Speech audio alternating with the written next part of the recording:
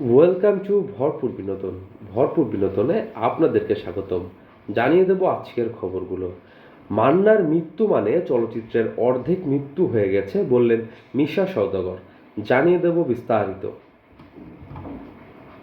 জগতে কিছু মানুষ থাকেন যাদের কোনো মৃত্যু হয় না, বেঁচে থাকেন তাদের কর্ম দিয়ে, চিরকাল অমর হয়ে থাকেন মানুষের মনের মণিকোঠায়। তেমনই একজন অভিনেতা ছিলেন নায়ক মান্না। তিনি ছিলেন খেটে খাওয়া মানুষের নায়ক। অভিনয়ের মধ্য দিয়ে কথা বলতেন সাধারণ জনগণের। রোববার 14 এপ্রিল তার জন্মদিন। ভরপুর বিনোদনের পক্ষ থেকে এই নায়কের জন্মদিনের শুভেচ্ছা। নতুন মুখের সন্ধানে প্রতিযোগিতার মধ্য দিয়ে সিনেমার জগতে যাত্রা শুরু হয়েছিল প্রয়াত চিত্রনায়ক মান্নার।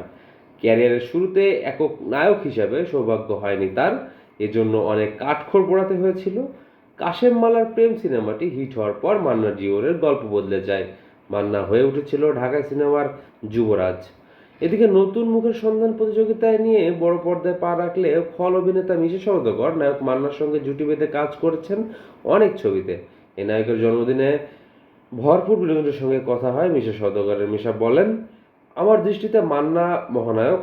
আর মহানায়ক বলার কারণ এই যে আমাদের চলচ্চিত্রের অনেকের পক্ষে অনেক কিছু করা সম্ভব হয়নি, যা মান্নার পক্ষে করা সম্ভব হয়েছে। নতুন মুখের সন্ধানে থেকে মান্না আসার পর দুই নাম্বার হিরো থেকে নিজেকে চলচ্চিত্রের অপরিহার্য নায়কে পরিণত করেছিল। ও যখন প্রথম প্রযোজনা সংস্থা থেকে ছবি নির্মাণ শুরু করে, প্রথম সিনেমাতেই পরিচালক কাজী হায়াতকে নেন।